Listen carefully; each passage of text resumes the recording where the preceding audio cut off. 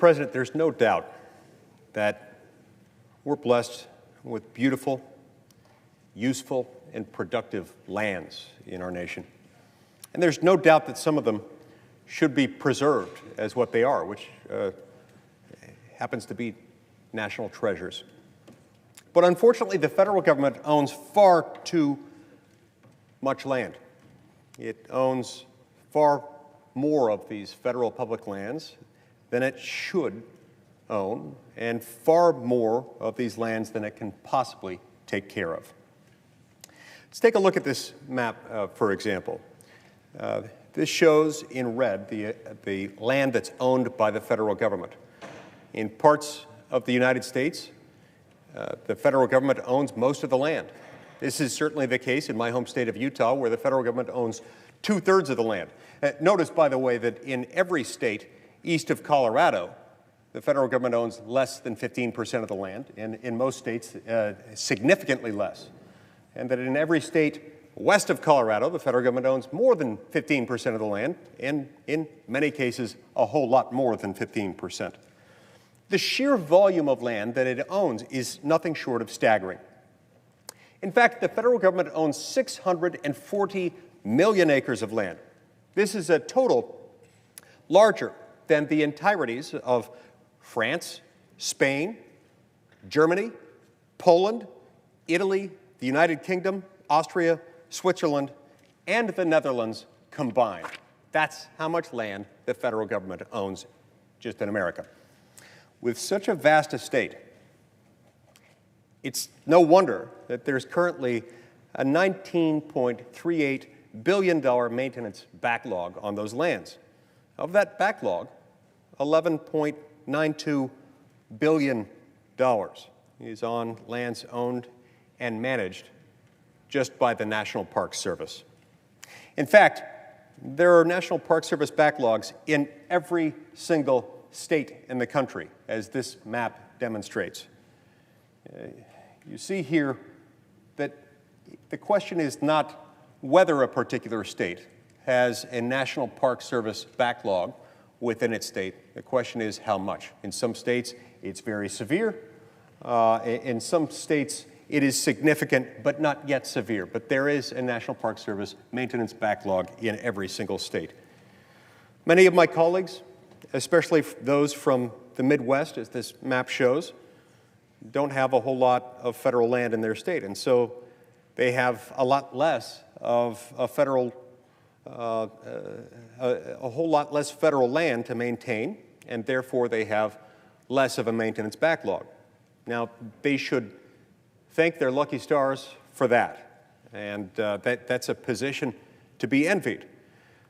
On one end of the spectrum, there is a $1.3 million backlog on the national park properties in Delaware, and the backlog for the parks in Rhode Island is just under $1 million. But at the other end of the spectrum, California alone has a whopping $1.8 billion maintenance backlog just on its national parks alone, in just one state.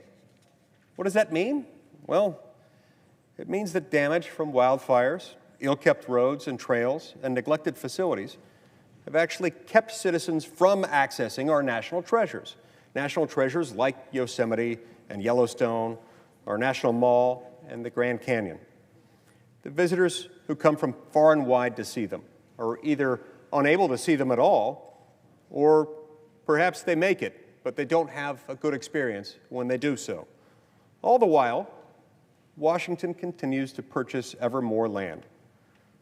And so the maintenance backlog continues to grow. Mr. President, this must not continue. This staggering, stunning maintenance backlog on the federal land that we own, the federal land that's bigger than all of the long list of European countries I mentioned just a minute ago, it can't continue. If we continue on this path, we will only do greater disservice to our citizens and to the lands themselves. That's why I've introduced an amendment that would stop the federal government's use of taxpayer dollars to acquire more lands in the next year. Specifically, it would prevent the money currently going to the Land and Water Conservation Fund, the Range Improvement Funds, the Fish and Wildlife Service, and National Park Service from being used to acquire new lands that the federal government cannot properly care for. Now, it's important when describing a piece of legislation, in this case, an amendment to another piece of legislation, to explain both what it does and what it does not do. Let me be very clear in telling you what this amendment does not do. This amendment would not reduce the dollar amount being given to any of these programs, not one of them, not by $1. It would simply reauthorize the money to ensure that it's being used to care for the lands that we already own and lands that need to be cared for so desperately. While some of my colleagues may disagree with me and may believe that we should continue growing the federal estate, I ask that, at least for this year, we think of our current lands and our existing national parks. We think of those states where there are a lot of them and states where the maintenance backlog is especially staggering. These lands won't be national treasures for everyone if we don't, can't, or simply won't properly care for them. If we continue in this pattern of neglect, they'll be treasures for no one.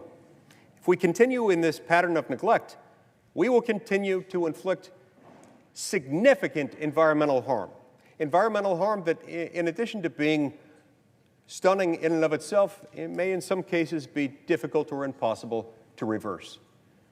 If you support the environment, if you want to protect the environment and the natural wonders and beauties that this land has been blessed with, if you want to protect our national treasures, then you should vote for this amendment.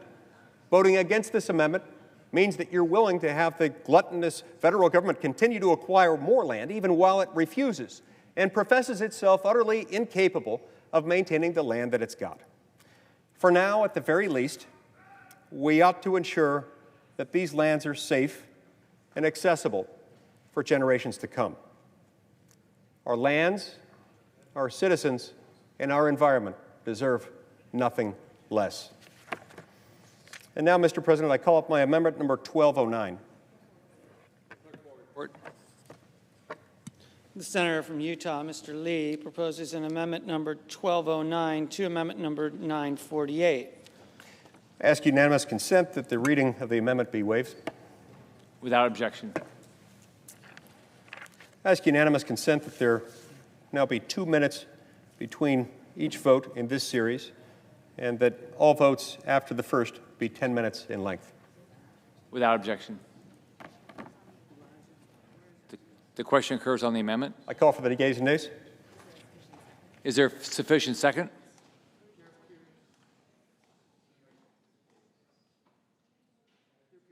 There appears to be. The clerk will call the roll. Mr.